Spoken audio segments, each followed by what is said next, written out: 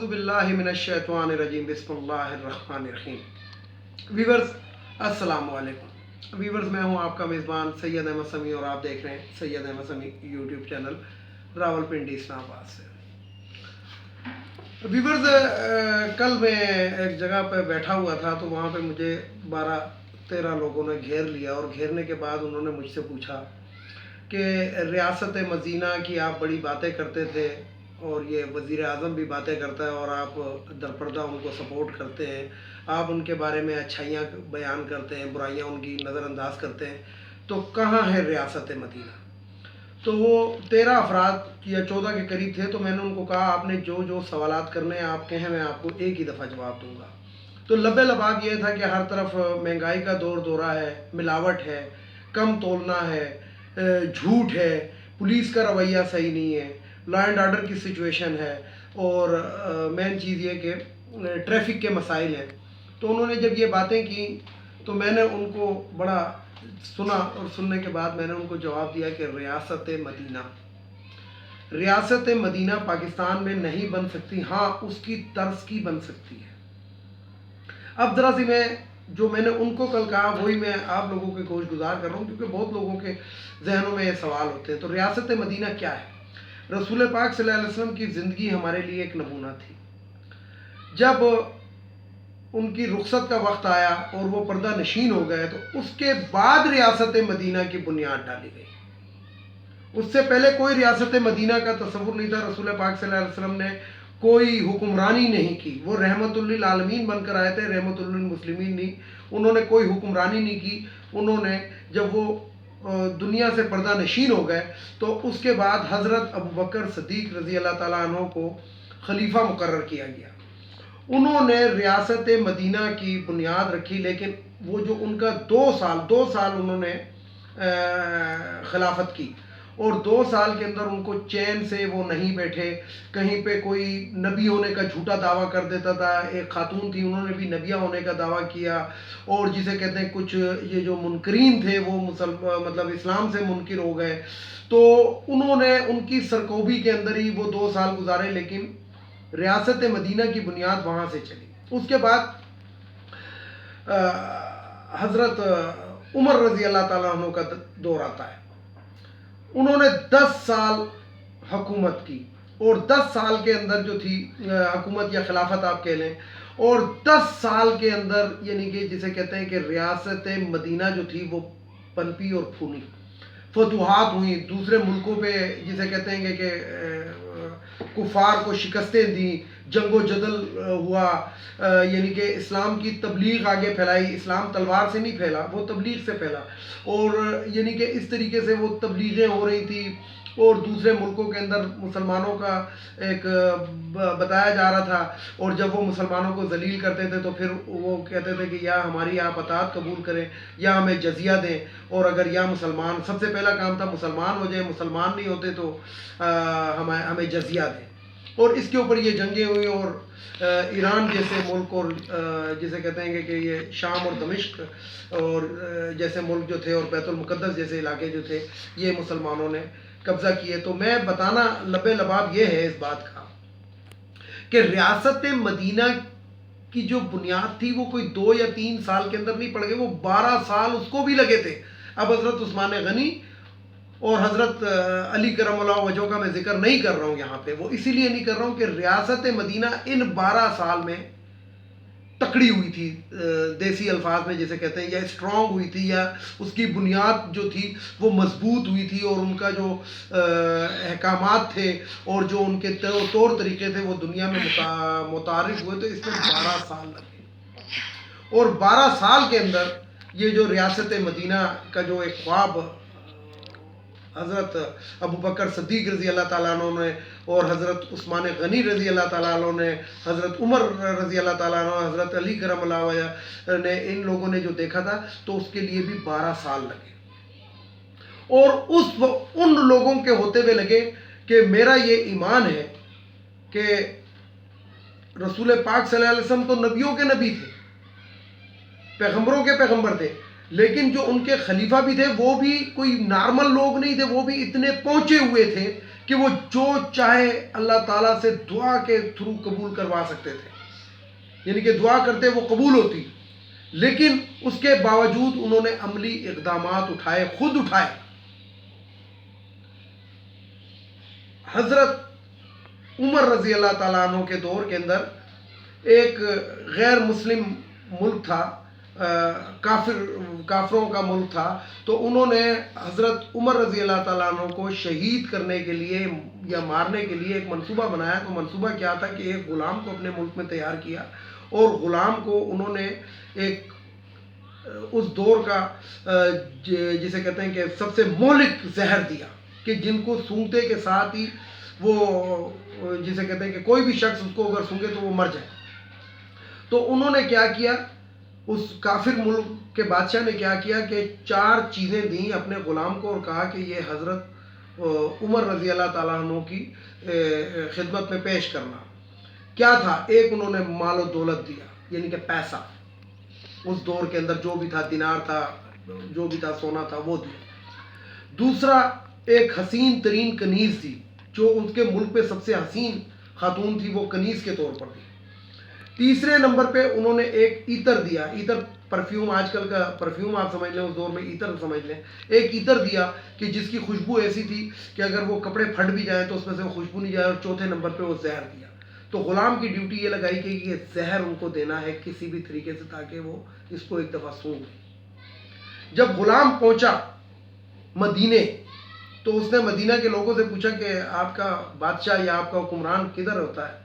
وہ اس کے ذہنوں میں تو یہ تھا کہ جس طرح ہمارے بادشاہ جو ہیں وہ عروس لبات، یعنی کہ جسے کہتے ہیں کہ بڑے بڑے محلات میں رہتے ہیں، تو اس طرح کا کوئی شخص ہوگا تو انہوں نے کہا وہ فلانی جگہ پہ درخت کے نیچے بیٹھے ہیں۔ جب ادھر گئے تو کیا دیکھتا ہے وہ غلام، کیا دیکھتا ہے کہ ایک شخص بیٹھا ہوا ہے جو اتنی بڑی سلطنت کا مالک تھا، لیکن اس کے کپڑوں پہ پیوند تھے، پیوند لگے ہوئے تھے۔ تو خدمت میں حاضر ہوا تو انہوں نے کہا مجھے فلانے بادشاہ نے آپ کی خدمت میں بھیجا، اور یہ طائف ہے۔ انہوں نے کہا کیا ہے؟ انہوں نے کہا جی یہ پیسہ بھیجا ہے، یہ دولت بھیجی ہے۔ انہوں نے کہا ٹھیک ہے۔ مسجد نبوی تعمیر ہو رہی ہے، روضہ رسول تعمیر ہو رہا تھا اس وقت، یعنی کہ مسجد نبوی کے اندر ہی روضہ رسول کو شامل کر لیا۔ تو انہوں نے کہا یہ اس میں کام آئے گا، قبول کر لیا۔ انہوں نے کہا یہ کنیز بھیجی ہے آپ کی خدمت کے لیے۔ تو انہوں نے کہا کہ مجھے تو کنیز کی ضرورت نہیں ہے، لیکن جو سامنے مسلمان بیٹھے ہوئے تھے ان میں سے ایک شخص کو اٹھایا کہ تمہاری شادی میں دقت ہو رہی ہے، تمہیں لڑکی نہیں مل رہی ہے، تو کیا تم اس خاتون سے شادی کرنا پسند کرو گے؟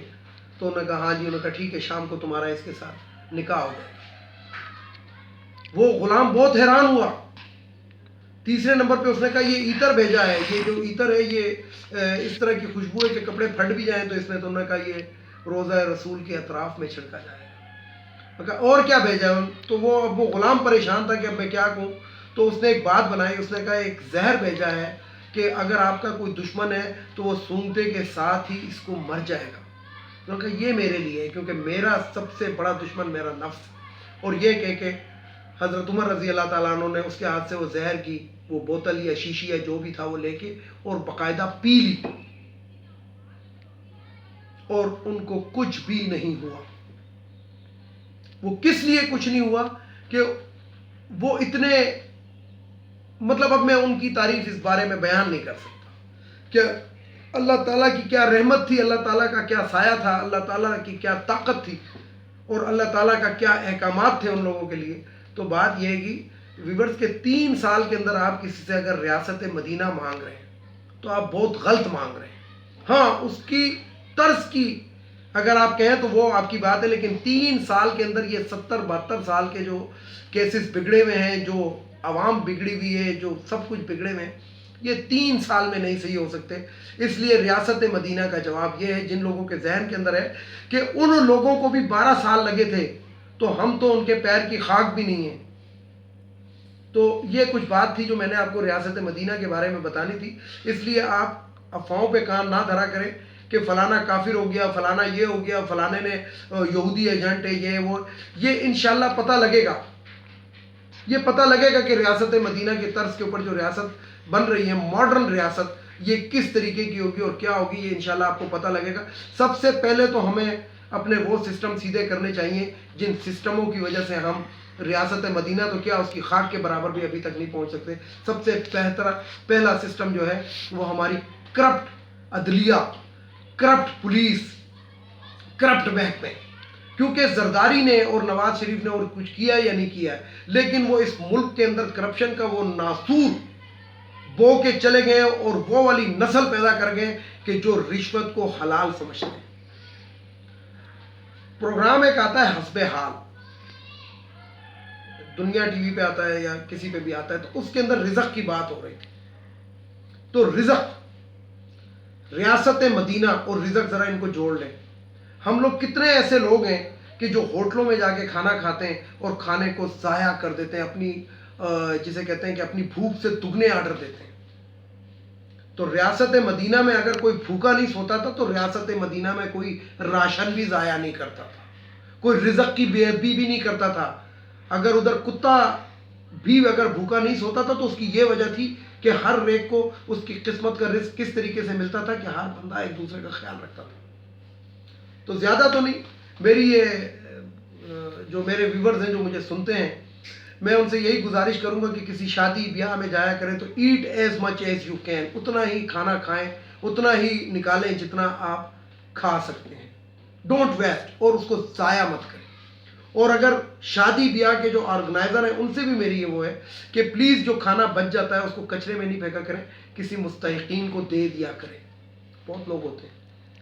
اسی طریقے سے جو شادی بیاہوں گھروں میں جو ارینج کرتے ہیں ان کو بھی یہی چاہیے کہ جو کھانا بچ جاتا ہے. میرے ایک دوست کے بیٹے کی شادی تھی، بہت وافر مقدار میں کھانا بچ گیا تھا، انہوں نے تقسیم کیا، انہوں نے پھینکا نہیں، انہوں نے تقسیم کیا. جو اپنے گھر کے ضرورت کا تھا وہ رکھا اور باقی اس شخص نے تقسیم کیا.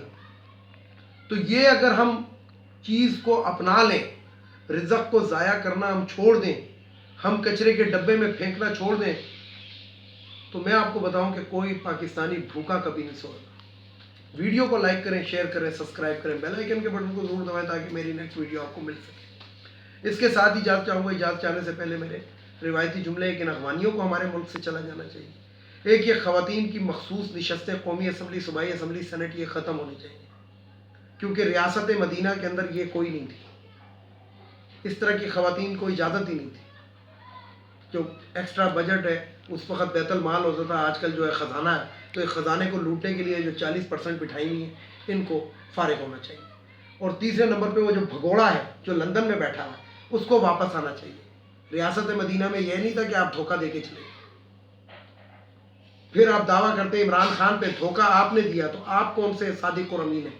تو اس بھگوڑے کو واپس آنا چاہیے. اور سب سے آخر میں ہماری عدلیہ، معزز عدلیہ، تو معزز عدلیہ کا ہی کام ہے ہر چیز کی کرپشن پہ قابو پانا. پولیس کو انہوں نے سیدھا کرنا ہے. جب جج کے سامنے، میں نے انڈیا کی ایک فلم کے اندر ایک لفظ ایک جج کا سنا تھا، وہ کہتا تھا قانون اندھا ہوتا ہے، جج اندھا نہیں ہوتا.